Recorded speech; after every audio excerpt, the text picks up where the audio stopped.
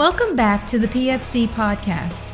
The views and opinions you are about to hear are the speakers and do not necessarily reflect those of anyone else. Now on to the podcast. Welcome back to the PFC Podcast. This is Dennis, and today I'm with Ben. How are you doing today? Doing well. Thanks, Dennis. Hey, no problem. Well, thank you for coming on. Since this is the first time on the podcast, would you mind just doing a quick introduction of yourself? Sure. I spent about 12 years in a Ranger Regiment. I was a medic there. After getting out, I basically did some contracting work in the intelligence side, and then pretty much have been a contract instructor ever since in the special operations community from the U.S. to NATO. Hey, awesome. So what we come on here to talk about today is just getting medics more experience, setting up rotations, etc., and helping to provide some kind of framework that they can run the rest of their career on. So I guess playing more devil's advocate, and I hear this a lot, especially from like commanders and sergeant majors, etc., is why on earth would I send somebody to a rotation to a hospital when my medics are not going to be working in a hospital? What they actually need is more on-the-job training, doing their actual job. Yeah, that is a very, very common question that's heard a lot. And I think the easiest answer is that's true, but experience is the only teacher you can't gain unless you go do it. To get good at your job, you actually have to do your job. And also, it's the stakes of the environment, right? So when you're making a decision in a LARPing scenario, a fake scenario that we build, your stress level is probably relatively low, or at least it should be. But when you're actually pushing drugs on a real human that has real consequence, the experience is very different. And then also there's no one there telling you the right answer. You have to figure out the right answer. Yeah. I mean, I think the amount of time somebody actually spends in combat compared to their career, that time is pretty limited. And it's not, at least in my experience, deployed, I'm not always up to my elbows in freaking blood and guts. Those moments are like, very small and fleeting compared to just the overall time on deployment. So, getting that experience in that kind of situation, incredibly difficult. Thus why we need to have these made up scenarios so that we can try to mimic that. From what I've seen of scenarios, especially scenarios that medics build, sometimes they're kind of ridiculous and they don't really match what the actual human physiology is like. So, putting them in that hospital or clinic situation gives them a real good framework for like, this is how the human body actually reacts. Yeah. So I really started getting into this concept more when I started working with some of the NATO guys, especially on the conventional side, and then some of the special operations side. A lot of them have no relevant framework for clinical encounters of any kind. They're great medics, but a lot of them haven't pushed a live agent on a patient. So they're referencing the clinical literature on what they expect to see, but sometimes patients don't match textbooks.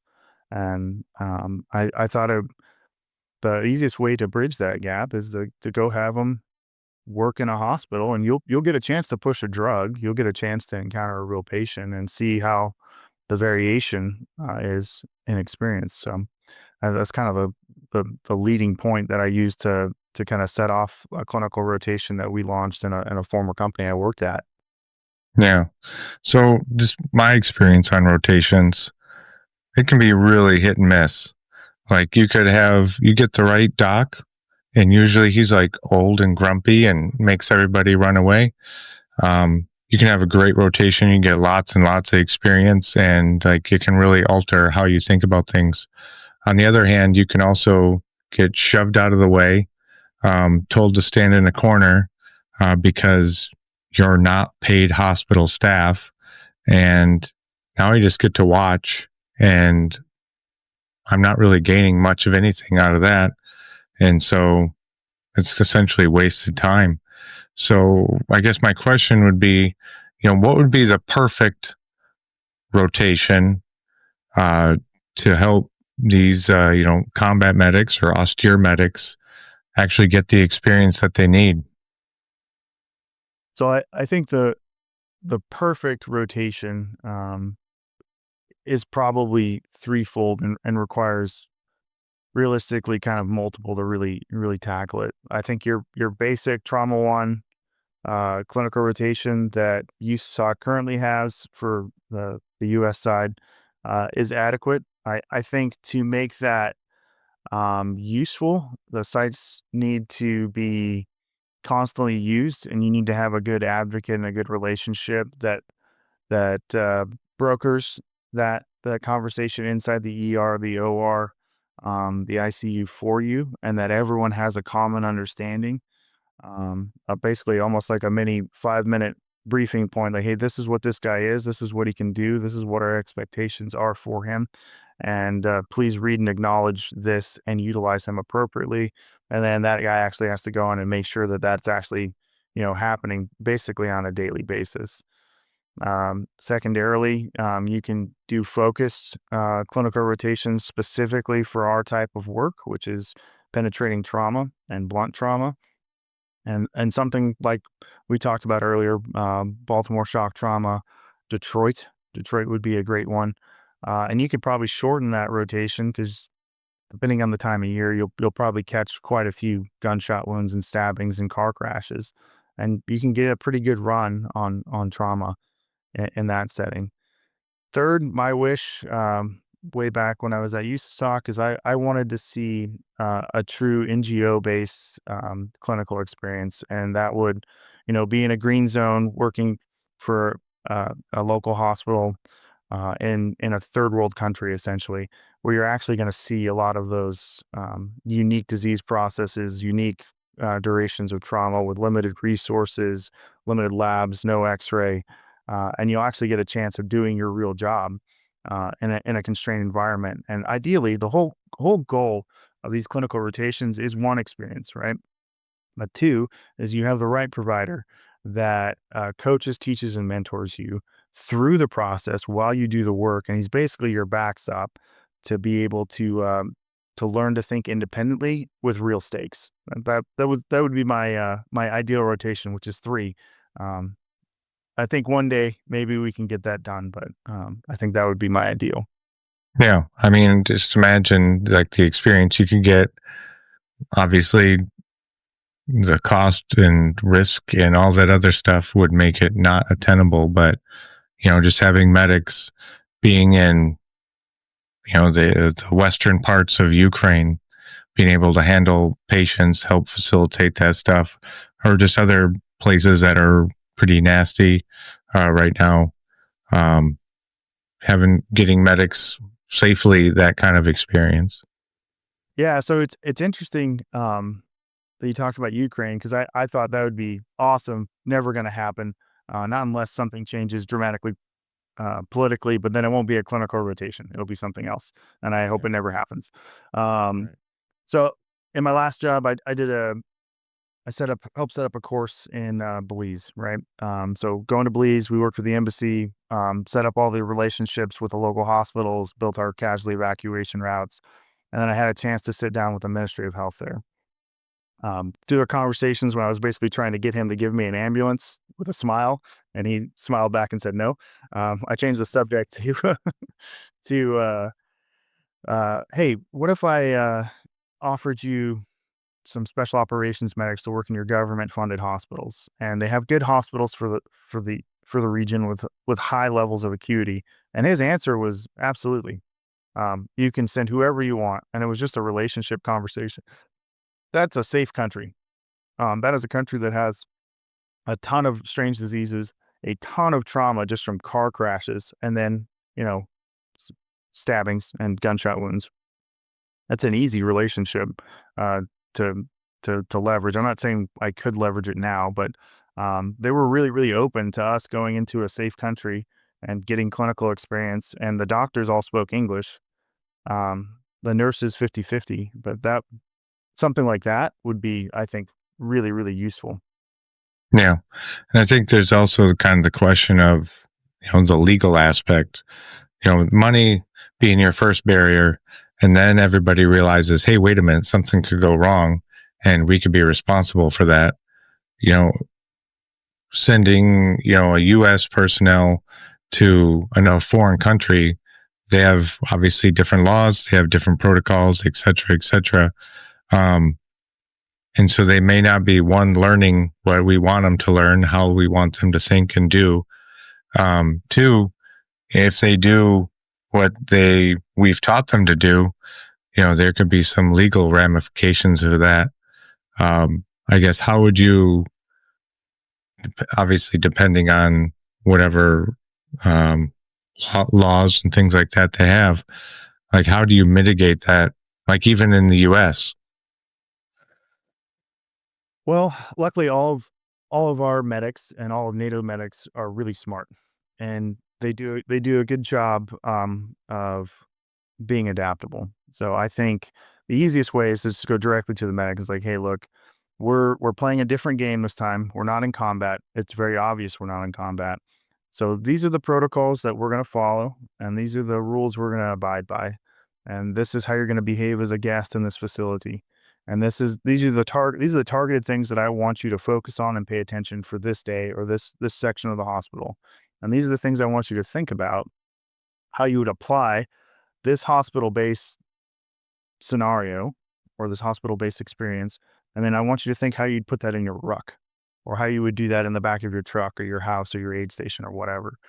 And realize there's going to be variations in your capability in each one of those situations. But either way, it's experience and exposure.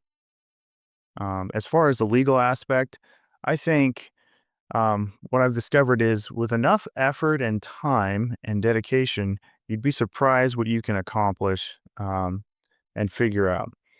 In that particular scenario, which I'm not saying is a real scenario, don't ask me how to get to Belize and get a clinical rotation. I don't think that's a real thing. I think it's a possibility.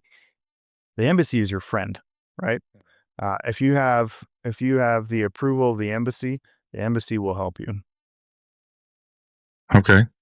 That's how I would do it. Yeah, you just reach out to whatever embassy. I'm guessing you'd have to go through their provider to get connections to the hospital. Yeah, that's actually not how we got into that particular scenario. We had a bunch of prominent people that were assisting us on the British side to get that done, that set up our introductions and got us the meetings. It was just a series of unique events that led to that encounter. And yeah, that guy's awesome. That doctor's pretty cool. But like when it comes to really what we're driving at here is experience, right?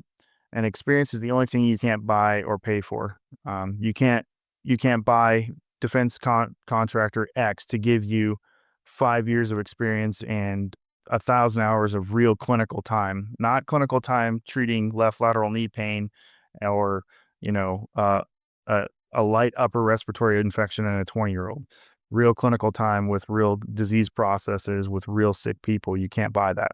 You have to go get it. So that's the whole point of doing these clinical rotations.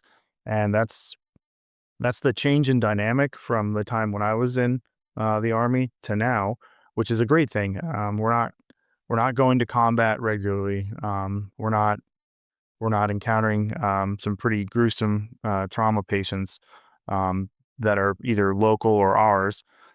So we need to probably refocus some of our efforts on getting good clinical practice regularly.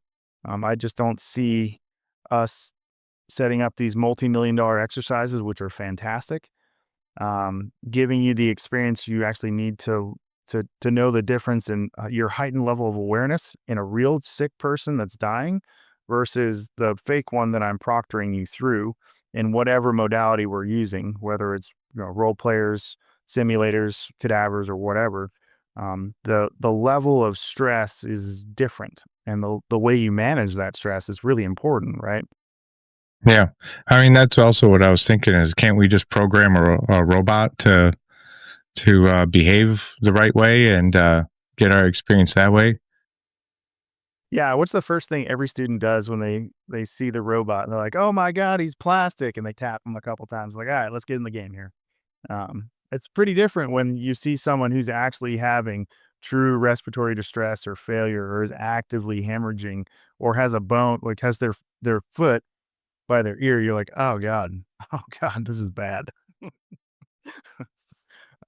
You're the way you encounter that changes, and then also you kind of learn, like, your first couple times. Like, I joke with students now, like my first like real combat casualty. My casualty told me to calm down. He's like, "Bro, calm down." I was like, "Oh, you're right. I'm a little spicy right now." I was like, "Okay, well, learning lesson. Everything's fine now." Yeah, I thought for sure I was gonna die on that one, but I didn't. I was like, I was evaluating life choices, like running back with that guy. I was like, "This sucks. This sucks. This sucks." How fast Uh, can I get this over with? Yeah. yeah, but and so now that I've got those jitters out of my system, and luckily, thank God, no one shoots at me anymore. That's a plus. Now when I encounter a trauma patient, I know, okay, I need to speed up here. Like, this is a problem. I need to move faster. I can look at someone and make my general impression, and then start getting my training vitals, or look for apparent life threats, whatever I'm doing, and be like, we don't have to do a hasty maneuver here. But how do you get that? How do you know what to look for? And I'm not saying I'm the world's greatest medic, because I'm not. I've met them. They're pretty good. I'm just like the average guy. You get that through experience. You get that by doing your job and being able to look at people, and look at vitals, and look at wound patterns, or look at mechanism of injuries, and be like, I need to hurry up, or this is going to be fun. Probably. So, how frequently do you think we need to be pushing guys out? Because, I mean, you know as well as I do, like, medicine is like a fraction of what your actual job is. Yeah. So how frequently? That's a question that I think someone should study. I don't know the answer to that question. I think it's a lot more than we're currently doing.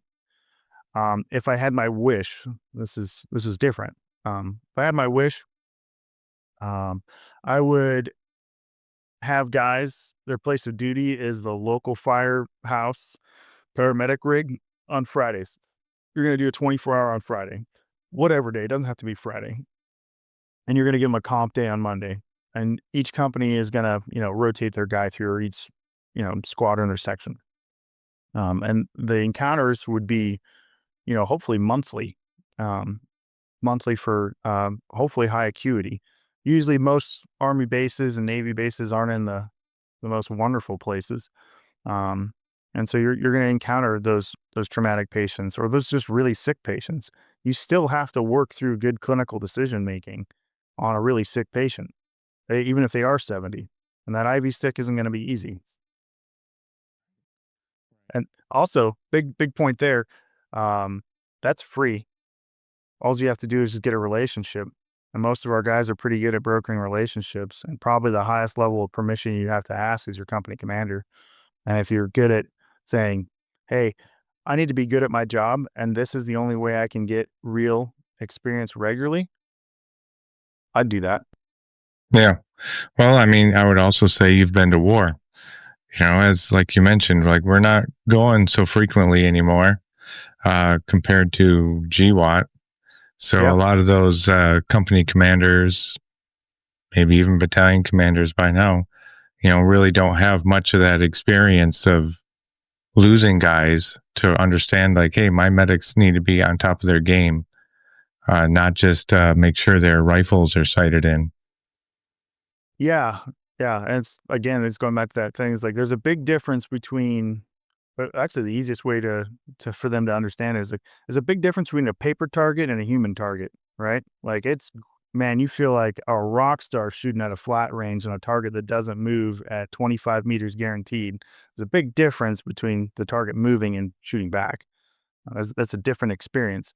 We're going for the experience of I need to be good at recognizing acuity, disease processes, wounds, injuries, being able to rapidly interpret that and then choose my course of fire or my course of direction for treatment to salvage life or save life. Now, also, isn't that the battalion and company provider's job, is to give them that mentorship and experience? Yeah, it is. And they do a good job at it. I've been around a long time, and a lot of excellent providers do, great presentations, oral boards, classroom setting up scenarios in dark rooms, making guys wear night vision and go through a trauma scenario, and that's useful. I don't think that should stop at all. I think they should also treat real people. That's There's a big difference between saying I'm going to push, X drug, and I'm going to wait for whatever period of time to see the onset, and I'm expecting this onset to occur. People don't always respond the same way as textbooks, right? Um, and then your sweet IV that you got on a well hydrated 20-year-old male. Um, Good luck on a hypovolemic 45-year-old male that just crashed his motorcycle and is having a stroke and is on blood thinners. You're like, nah, son of a gun. This is going to be a bad day. So again, like, king for a day, you get to decide how the military gets experience for their medics. What would you change? How would you change it? King for a day. So I think I wouldn't touch the current system. I think the current system enables guys to perform their job and be able to do it.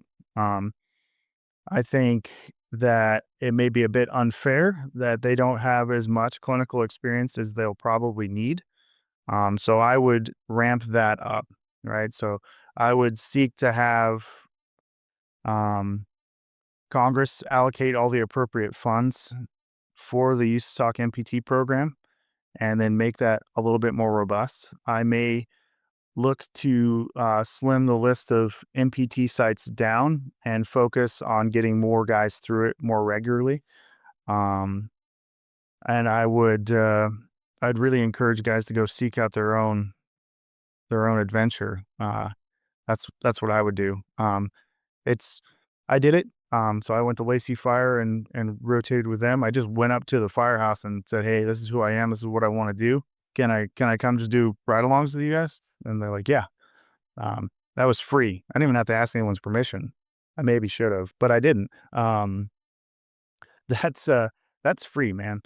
You can go get that experience. You guys are all paramedics now. When I was in, we weren't paramedics.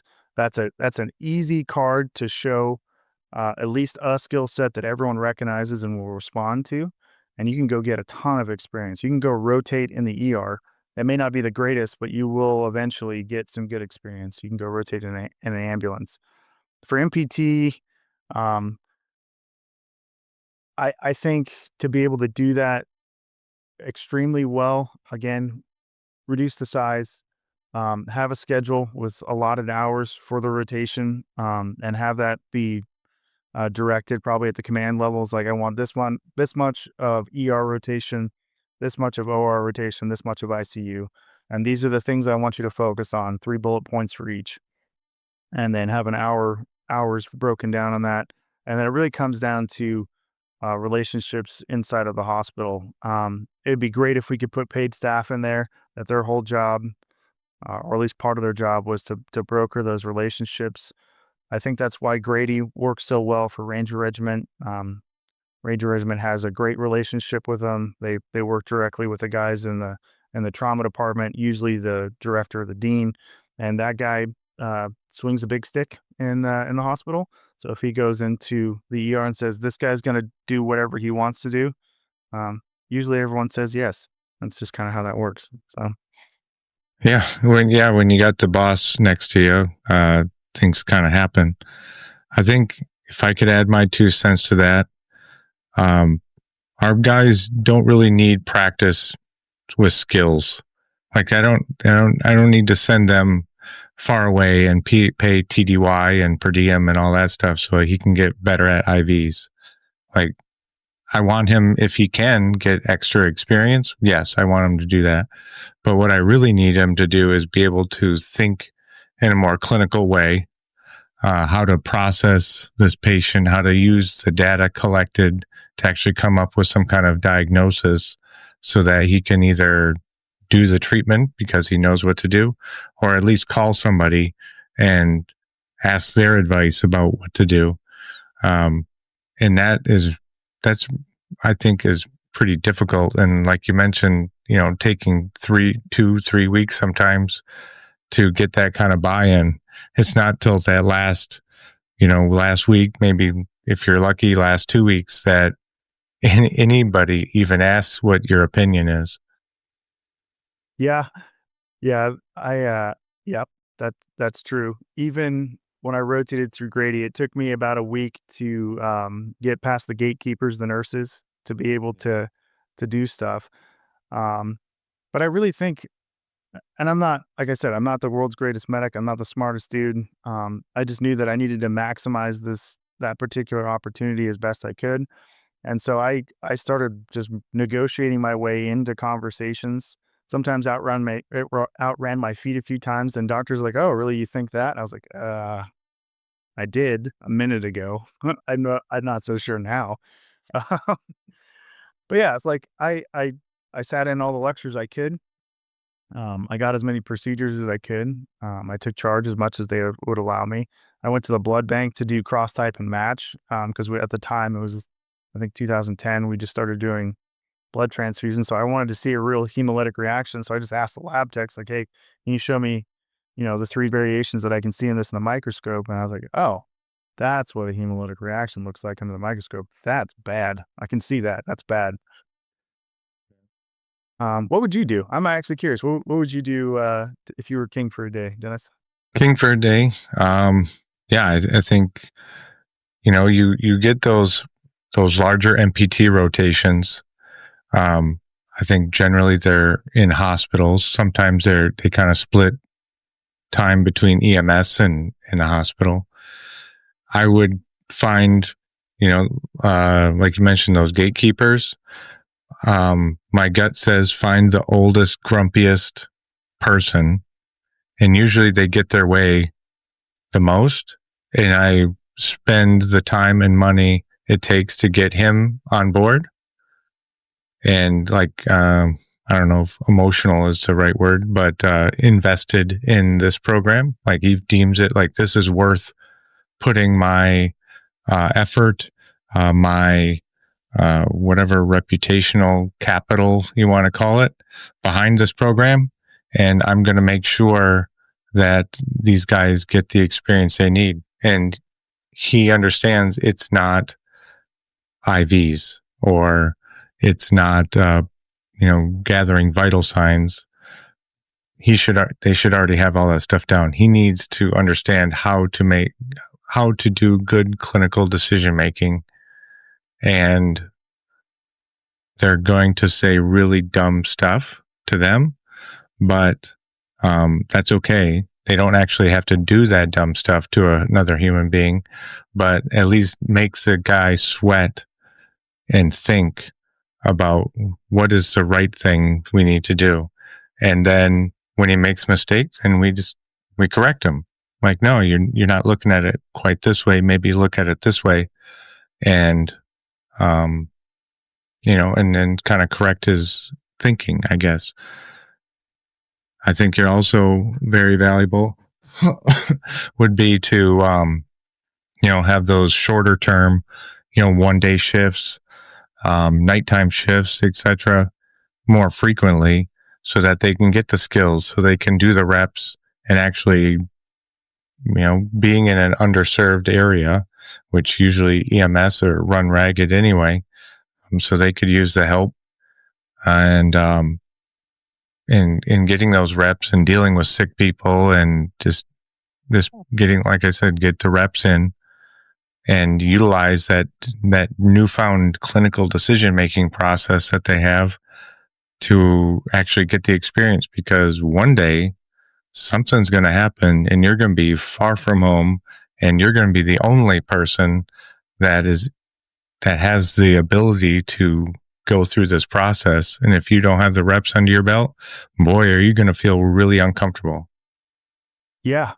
That was my first deployment ever. I was like, oh man, I know what I'm doing, but I'm not like great at this. I'm just not great at this. I think that's probably the appeal to, in this conversation, if they listen to it, to senior medical leadership and commanders. Like, it's not fair for a medic to go forward that's only done live action role playing, LARPing. It's not fair. And we do a good job in the US, and NATO's really doing a good job too. Give them great training and great theoretical knowledge, but there's a big difference between theoretical knowledge and practice. It's not fair that we put them in that position without as much opportunity to gain experience and gain opportunity to make those decisions on real patients with coaching, right? So that when they are alone and those cell phones don't work or the SATCOM's down, they know, well, I've been here before, I can do this. There's a huge difference between those two scenarios. None was just live action role playing versus I've done this thousands of hours now, and I've seen lots of sick patients, and I've treated lots of massive hemorrhage, or I've had lots of hard airways, or I've pushed this drug so many times. I know what to expect and all the variations between. I know how to get myself out of it. Because a lot of it is just knowing how to get yourself out of it when things don't go quite right. You're like, oh crap, he did this. Okay, no big deal. I'm going to do this. Versus the potential, I'm not saying it would, but the potential panic that an unexpected reaction occurs, and you're like, oh no, now what do I do? Right. And yeah, I think it's 100%. Like there is some kind of panic, and like that wasn't supposed to happen. And it takes them out of that loop, that OODA loop there, to think and act and get this patient out of it. And usually the answer is not super complicated. But if you haven't gone through the process, it can be a while before you get there. But, well, awesome, Ben. I really appreciate you jumping on and walking through this. Yeah. Thanks so much for having me. And I hope anyone that listens at least goes down to their local firehouse and go get some free reps and maybe some good barbecue out of it. That's it for today's podcast. Make sure to go to our website, www.prolongedfieldcare.org. Check out our free downloads and a ton of other helpful information. Grab a bag of our fresh roasted PFC coffee, links in the description below, and stay on the bleeding edge of combat and austere medicine. This is Dennis for the PFC Podcast, out.